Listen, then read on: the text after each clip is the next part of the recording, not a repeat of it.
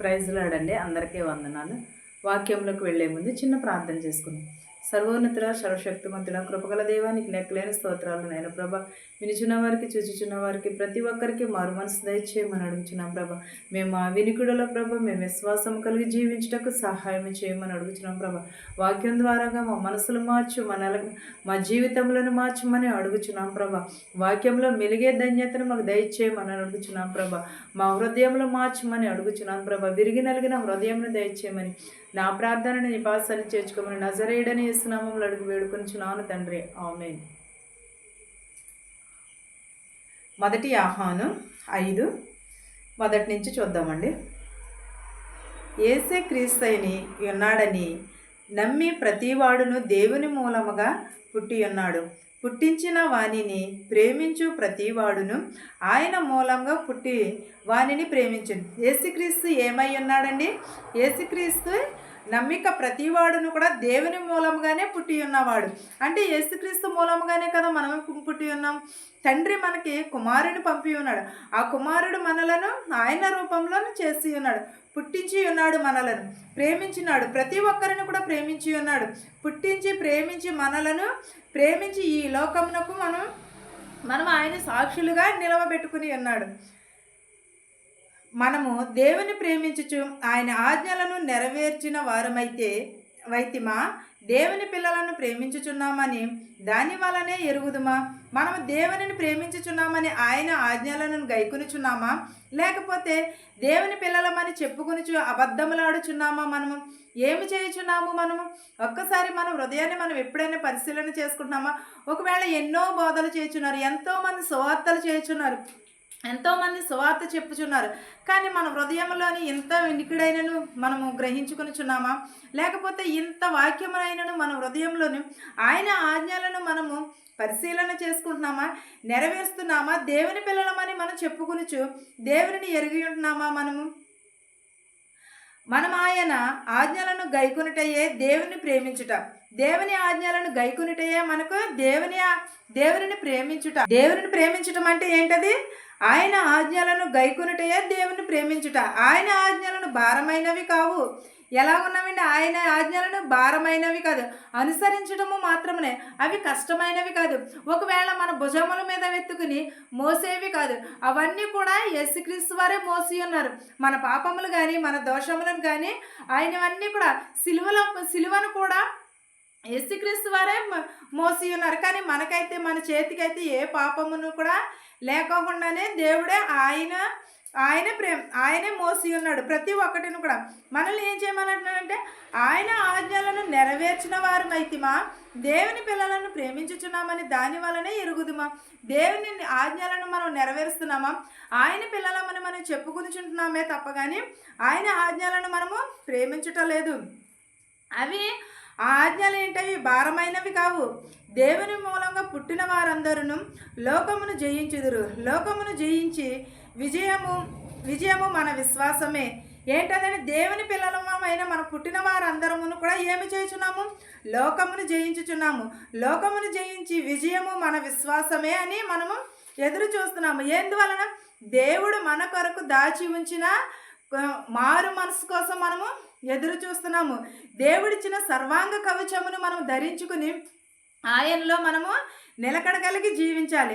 మనం దేవుని మూలంగా పుట్టిన వారందరూ కూడా లోకమును జయించుచున్నారు. లోకమును జయించి విజయమునే మన విజయమును మనం ఏం చేస్తామంటే, మనం ఒకవేళ చదువుకుంటున్నారనుకో, చదువుకున్నప్పుడు మనం ఏం చేస్తాము?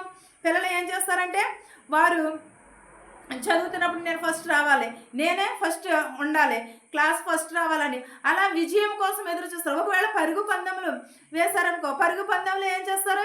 నేను ఫస్ట్ రావాలి, నేనే ఫస్ట్ జయించాలి, విజయం నాకే రావాలి అని ఎదురు చూస్తూ ఉంటారు. అలాగే ఇక్కడ కూడా దేవుడు ఏమన్నా ఎదురు చూడమని అంటున్నాడు. లోకమును జయించుదురు, లోకములో జయించిన విజయము మన విశ్వాసమే. అంటే మనము విశ్వాసంతో పరుగు పెడుతూ ఉంటాము. పరుగుపెట్టి ఏం చేస్తారంటే ఒక్కళ్ళు మాత్రమే నగ్గుతారు. అలాగే మనము కూడా ఏం చేయాలంటే విశ్వాసంతోనే విజయము సాధించాలన్నాడు. యేసు దేవుని కుమారుడని నమ్మినవాడు తప్ప లోకమును జయించేవాడు మరి ఎవడనూ లేడు. ఏంటనంటే కుమారుడని నమ్మినవాడు తప్ప లోకమును జయించినవాడు ఎవడను కూడా లేడు. నేనేమైనా సరే ఈ పరుగు పందెంలో నెగ్గాలి, ఈ పరుగు పందెంలో నేను నెగ్గాలి, ఓడిపోకూడదని విశ్వాసంతో పరిగెట్టి దానిని నేను నా తల్లిదండ్రులకు నేను ఒక గిఫ్ట్ ఇవ్వాలి. నేను ఇందులో ఈ గిఫ్ట్ సాధించి నేను విజయాన్ని సాధించి నా తల్లిదండ్రులకు నేను ఇస్తేనే కదా నేను తన కుమారుడిని అనుకుంటారు అని అంటున్నాడు. యేసుక్రీస్తు కుమారుడని నమ్మిన వాడే తప్ప లోకమును జయించేవాడు ఎవడును కూడా లేడన్న.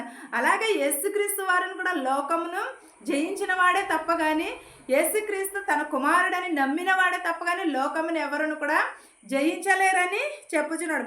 మన పరుగు పందెంలో ఎలాగైతే నగ్గాలని మనం పరుగు పెడుతూ ఉంటామో అలాగే మనం యేసుక్రీస్తు వారు మన కుమారుడని మనం నమ్మితేనే మనం లోకమును జయిస్తూ ఉంటాము. 6వ అధ్యాయం చూద్దామండి. నీళ్ల ద్వారాను రక్తం ద్వారాను వచ్చిన వాడు ఈయనే, అనగా యేసుక్రీస్తే. ఈయన నీళ్లతోనూ మాత్రమే కాక నీళ్లతోనూ రక్తముతోనూ వచ్చును. ఆత్మ సత్యము గనుక సాక్ష్యం ఇచ్చేవాడు ఆత్మయే. ఎలా వచ్చి ఉన్నాడండి యేసుక్రీస్తు వారు? నీళ్ల ద్వారాను రక్తం ద్వారాను వచ్చినవాడు ఈయనే. అనగా క్రీస్తేసే ఆయన నీళ్లు మాత్రమే కాక నీళ్లతోనూ రక్తంతోనూ వచ్చాను. ఆత్మ సత్యము గనుక సాక్ష్యం ఇచ్చేవాడు ఆత్మయే. ఎలా ఇస్తుంది సాక్ష్యము? ఆత్మ సాక్ష్యమే ఇస్తుంది. సాక్ష్యం ఇచ్చేవాడే ఆయన. సాక్ష్యము ఎక్కడ మనం ఆత్మే సాక్ష్యం ఇస్తుంది. ఎందుకంటే మనం అనుకుంటాము నేను సాక్ష్యం చెప్పాలి అని అనుకున్నా, కానీ ఏం చేస్తారు? సాక్ష్యం చెప్పుట ద్వారానే వారు విశ్వాసము పొందుకుంటారు. ఒక సాక్షిగా నిలవబడి సాక్ష్యం చెప్పి వినటం ద్వారాగానే ఎదుటి వారు కూడా దేవుడు వారికి అలాంటివి కలగజేశాడే, దేవుడు నాకు కూడా కలగజేస్తాడేమో కదా, నేను కూడా దేవునిలో నేను ఇంకా పాలు పొందుకుంటే దేవుడు కూడా నాకు సాక్ష్యం కలగజేస్తాడు. సాక్ష్యం అంటే ఉదయం నుంచి మనకి దేవుడు కాచి కాపాడాడు, అదే ఒక చిన్న సాక్ష్యము. సాక్ష్యం అంటే మనము దేవునిలో నిలకడగలిగి జీవించడం కూడా సాక్ష్యమే. ఒకవేళ దేవుడు మనలను సజీవులుగా ఉంచినది అది కూడా ఒక సాక్ష్యం. అంటే ఏవో మేలులు ఏవో ఘనతలు పొందుకోవడమే సాక్ష్యం కాదు. మనం ఎప్పుడూ కూడా ఒక సజీవులుగా ఉంచినందుకు కూడా ఒక సాక్ష్యమే. మనం సజీవులుగా ఇలా నిలవబడి ఉన్నామంటే అది కూడా ఒక సాక్ష్యమే. యేసుక్రీస్తు వారు ఎలా పుట్టి ఉన్నారు? నీళ్లతోనూ రక్తంతోనూ ఆత్మతోనూ సత్యముతోనూ గనుక సాక్ష్యం ఇచ్చుచున్నాడు. ఆత్మయే సాక్ష్యం ఇచ్చుచున్నది. సాక్ష్యం ఇచ్చేవారు ముగ్గురు, అనగా ఆత్మయు నీళ్లయు రక్తమును. ఎలాగిచ్చుచున్నది సాక్ష్యము? ఆత్మయు నీళ్లయు రక్తమును కూడా సాక్ష్యం ఇచ్చుచున్నది. సాక్ష్యం అంటే నోటితోటే చెప్పటము సాక్ష్యంగా, రక్తముతోటిని కూడా సాక్ష్యము చెప్పవచ్చు అని అన్నాడు. మనము మనుషులము సాక్ష్యము అంగీకరించుచున్నాము కదా. దేవుని సాక్ష్యము మరీ బలమైనది. దేవుని సాక్ష్యము ఆయన తన కుమారుని గూర్చి ఇచ్చినదే. ఏంటదండి? ఎవరిని గూర్చి? మనుషులము మనము సాక్ష్యం అంగీకరించుచున్నాము. దేవుని సాక్ష్యము మరీ బలమైనదని దేవుని సాక్ష్యము ఆయన తన కుమారుని గూర్చి ఇచ్చినదే. ఎవరిని గూర్చి ఇచ్చినది? దేవుని గూర్చి ఇచ్చినది, మన కుమారులను గూర్చి ఇచ్చినది. మనము దేవుడు ఒకవేళ ఏం చేస్తాడంటే చనిపోయిన వారిని కూడా దేవుడు లేవనెత్తిన వారు కూడా ఉన్నారు ఒక సాక్ష్యముగా నిలవడు. కానీ దేవుడు ఏం చేస్తున్నారంటే వాటిని మర్చిపోతున్నాడు. దేవుడు చావు అంచుల దాకా తీసుకెళ్ళాడు కదా నన్ను, నేను ఇలాగ ఉంటే ఎలాగని అనుకోవట్లేదు. దేవుడు నన్ను ఇలాగ ఉంచాడంటే నేను మారు మనసును కలిగి ఉండాలి కదా, దేవునికి విధేయతను కలిగి ఉండాలి కదా అని ఒక్కరైనను కూడా అనుకోవట్లేదు. ఏంటంటే ప్రతి ఒక్కరు నేను బతికించేస్తాడు, నా ప్రార్థన వల్ల బతికించే. కానీ కాదు, దేవుడు తలుచుకుంటేనే మనం ఇలాగ ఉండగలుగుతున్నాం. దేవుడు గనక ఒక్క నిమిషము మన మీద కోపగించినను కూడా మనం ఏమైపోతాము? మట్టిలోనే కలిసిపోతాం. దేవుని ఉగ్రతకు మనము తట్టుకోలేము. అందుకని మనము దేవుడు మనల్ని కాచి కాపాడేందుకు సాక్ష్యముగా నిలబడాలి. మనం సాక్ష్యం చెప్పేసుకుంటున్నాం కదా, మన ఇష్టం వచ్చినట్టు ఉండొచ్చు అని అనుకుంటున్నారేమో. కాదు, ప్రతి ఒక్కరు మనం కూడా ఏం చేయాలి? సాక్ష్యం చెప్పుకున్నప్పుడు ఆ సాక్ష్యానికి అనుకూలంగానే ఉండాలి, ఆ సాక్ష్యమునకు లోబడి మాత్రమే ఉండాలి. మనం ఏం చేస్తున్నామంటే నన్ను దేవుడు నన్ను కాచి కాపాడేశాడు, లేకపోతే చనిపోయినప్పుడు నన్ను లేవనెత్తేశాడు, నేను సాక్ష్యం చెప్పేసుకుంటున్నాను, లేకపోతే నేను ప్రార్థన చేసేస్తున్నాను. కాదు, అలా కాదు. మన ప్రవర్తనను మార్చుకోవాలి, మన హృదయమును మార్చుకోవాలి. దానిని బట్టి దేవుడు మనకు తీర్పు తీరుస్తూ ఉంటాడు. మనం రక్తముతోటి నీళ్లతోనే దేవుడిని ఏకీభవిస్తున్నాము. మనుషులైతే దేని వలన సాక్ష్యమును అంగీకరించుచున్నారు, కానీ దేవుని సాక్ష్యమును బలమైనదని. దేవుని సాక్ష్యము ఆయన తన కుమారుని గూర్చి ఇచ్చినదే. ఎవరిని గూర్చి? దేవుని గూర్చి ఇచ్చినదే ఆయన సాక్ష్యము. దేవుని కుమారుని యందు విశ్వాసం ఉంచువాడు తనలో తానే ఈ సాక్ష్యము కలిగి ఉన్నాడు. దేవుని నమ్మిన వాడు ఆయన తన కుమారుని గూర్చి ఇచ్చిన సాక్ష్యము. నమ్మినవాడు తన కుమారుని గూర్చి సాక్ష్యం ఇచ్చిన సాక్ష్యంను నమ్మలేదు గనుక అతడు దేవుని అబద్ధకునిగా చేసిన వాడే. ఆ సాక్ష్యం ఏమనగా, దేవుడు మనకు నిత్యము కూడా జీవమును దయచేశాను. ఆ జీవము ఆయన కుమారుని యందున్నది. దేవుని కుమారుని అంగీకరించేవాడు జీవము గలవాడు, దేవుని కుమారుని అంగీకరింపనివాడు జీవము లేనివాడు. మనం ఎలాగ ఉన్నాము? మనం దేవుని యందు సాక్ష్యమును కలిగి ఉంటున్నామా? ఒకవేళ సాక్ష్యమును కలిగి ఉన్నామని అబద్ధము చెప్తే మనం ఏమవుతాము?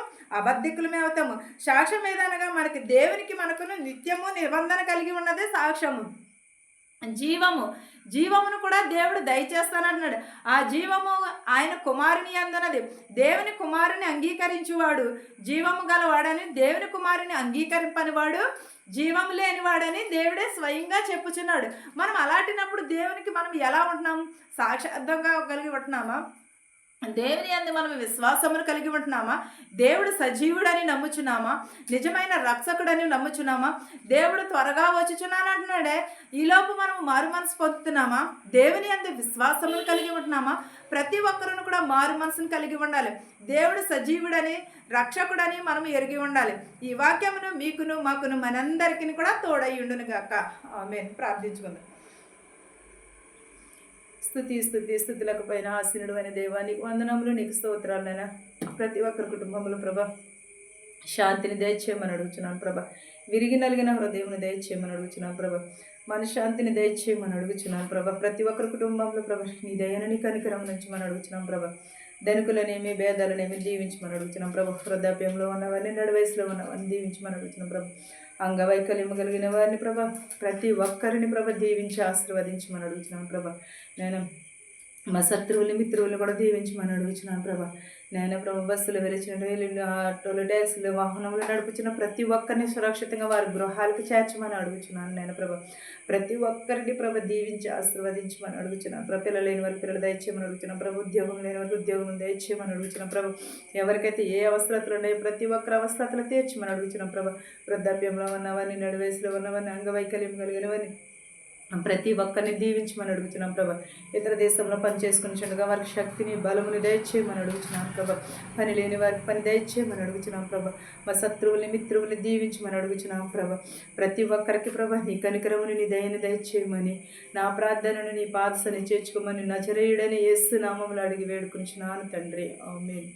పరలోకమందున్న మా తండ్రి, నీ నామము పరిశుద్ధపరచబడిన గాక, నీ రాజ్యం వచ్చిన గాక, నీ చిత్తము పరలోకమందు భూమి నెరవేరినట్లును మా అనుదిన ఆహారం నేడు మాకు దయచేయము. మా రుణస్తులను మేము క్షమించిన ప్రకారము మా రుణములను క్షమించుము. దుష్టు నుండి, శోధన నుండి తప్పించుము. రాజ్యమును, శక్తియు, మహిమయు నిరంతరము నీవై ఉన్నావు మా తండ్రి. ఆమేన్. చూచుచున్న వారికి, వినిచున్న వారికి సదాకాలము నీ కృప తోడయ్యుండును గాక. ఆమేన్. ఆమేన్. అందరికీ వందనాలు.